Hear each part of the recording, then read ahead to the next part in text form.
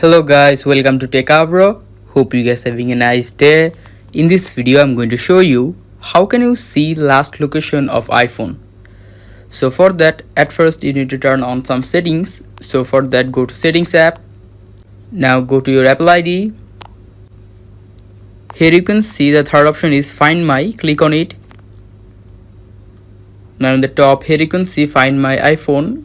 Click on it and make sure that all of these three options are turned on.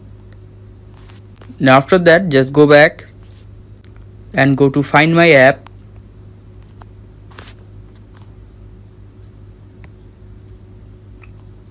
Now in the bottom second option here you can see devices. Click on it and here you can see your phone is here. By clicking it you can just see your location.